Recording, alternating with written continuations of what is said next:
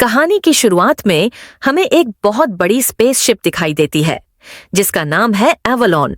ये जहाज धरती से एक नए ग्रह होमस्टेड डऊ की ओर जा रहा है, जहां इंसान एक नई जिंदगी शुरू करने वाले हैं। इस जहाज में 5000 यात्री और 258 क्रू मेंबर होते हैं, जो सब हिबरनेशन पॉड्स में गहरी नींद में सो रहे हैं। ये पूरा सफर 120 साल का है, यानी जब ये लोग जागेंगे तो नया ग्रह मिल चुका होगा।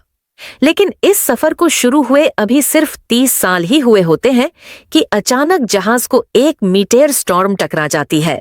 सिस्टम खुद को रिपेयर तो कर लेता है, लेकिन एक पोर्ट में गड़बड़ हो जाती है और एक आदमी का पोर्ट खुल जाता है। उस आदमी का नाम है जिम प्रेस्टन, जो एक मैकेनिकल इंजीनियर होता है। वो धीरे धीरे अपनी पोर्ट से निकलता है। चारों तरफ मशीनें, रोशनी, लेकिन कोई इंसान नहीं। वो सोचता है कि सब कहाँ गए। फिर वो जहाज के सिस्टम से पूछता है, डेस्टिनेशन तक पहुंचने में कितना टाइम लगेगा? सिस्टम जवाब देता है, आर्रिवा इन 90 years। जिम का चेहरा जम जाता है, यानी वो 90 साल पहले ही जाग गया है और अब बाकी सब अभी भी सो रहे हैं।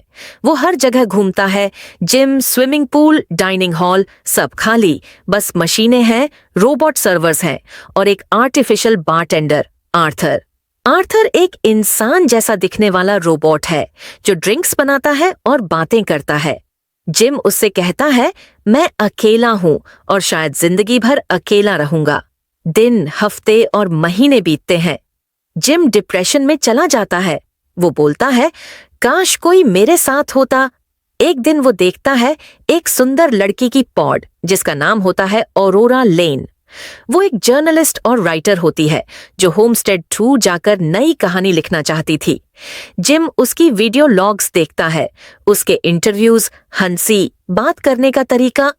धीरे धीरे वो उससे प्यार करने लगता है, बिना उसे जगाए। लेकिन अंदर से वो गिल्ट में होता है। वो सोचता है, अगर मैंने उसे जगाया तो मैं उसकी जिंदगी बर्बाद कर दूंगा। फिर भी 1 साल की अकेलेपन के बाद वो कंट्रोल नहीं कर पाता और ऑरोरा का पॉड खोल देता है। ऑरोरा उठती है, डर जाती है और सोचती है कि यह सिस्टम एरर है। जिम उसे झूठ बोलता है, मेरा पॉड भी खुद खुला था। धीरे धीरे दोनों साथ रहने लगते हैं, घूमते हैं, पूल में जाते हैं, डांस करते हैं, हंसते हैं और एक दूसरे से प्यार कर बैठते हैं। सब कुछ परफेक्ट लगता है। लेकिन एक दिन आर्थर, वो रोबोट बारटेंडर, बातों बातों में सच बोल देता है कि जिम ने ही तुम्हें जगाया था। ऑरोरा का दिल टूट जाता है। वो चिल्लाती है, तुमने मेरी जिंदगी छीन ली। वो जिम से बात करना बंद कर देती है और गुस्से में अकेले रहने लगती है। दिन बीतते हैं, तभी स्पेसशिप में गड़बड़ शुरू हो जाती है। दरवाजे खुलते बंद होते हैं, बिजली झपकती है, सिस्टम फेल होने लगता है। जिम जांच करता है तो पता चलता है कि मीटियर स्टॉर्म के वक्त जहाज का रिएक्टर कोर डैमेज हो गया था। अगर वो ठीक नहीं हुआ तो पूरा जहाज फट जाएगा। तभी एक और पॉड खुलता है और एक क्रू मेंबर, चीफ गस, बाहर आता है। वो बताता है कि जहाज में मल्टीपल सिस्टम फेलियर्स हैं, लेकिन थोड़ी देर में उसकी हालत बिगड़ने लगती है क्योंकि उसका शरीर इतने सालों के लिए बना ही नहीं था। मरने से पहले वो जिम और ऑरोरा को सिस्टम एक्सेस दे देता है। अब जिम और ऑरोरा मिलकर जहाज बचाने का प्लान बनाते हैं। वो दोनों रिएक्टर तक पहुंचते हैं, जहां अंदर का टेम्परेचर बहुत ज्यादा होता है। रिएक्टर को मैन्युअली वेंट करना पड़ता है। जिम स्पेस सूट पहनकर बाहर जाता है। ऑरोरा उसे मॉनिटर करती है। जिम मुश्किल से वेंट खोलता है, लेकिन जोरदार ब्लास्ट में वो स्पेस में उछल जाता है। ऑरोरा चिल्लाती है। वो उसे खींचकर अंदर लाती है और CPR देती है। आखिरकार वो फिर से सांस लेने लगता है।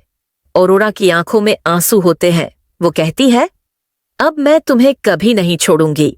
कुछ दिन बाद जिम उसे बताता है, क्रायोपॉड सिस्टम में एक पॉड है जिसमें तुम वापस सो सकती हो ताकि तुम डेस्टिनेशन पर जाग सको। लेकिन ऑरोरा कहती है, अब मैं तुम्हारे बिना नहीं जीना चाहती। वो फैसला करती है कि वो जिम के साथ ही रहेगी और दोनों मिलकर स्पेसशिप को एक घर बना देते हैं। 90 साल बाद जब बाकी सब लोग जागते हैं तो वो देखते हैं कि स्पेसशिप एक मिनी गार्डन बन चुकी है। पौधे, फूल, पेड़ और उनके बीच में एक नोट लिखा होता है, live well, love deeply and make life beautiful. और इसी के साथ ये मूवी खत्म हो जाती है।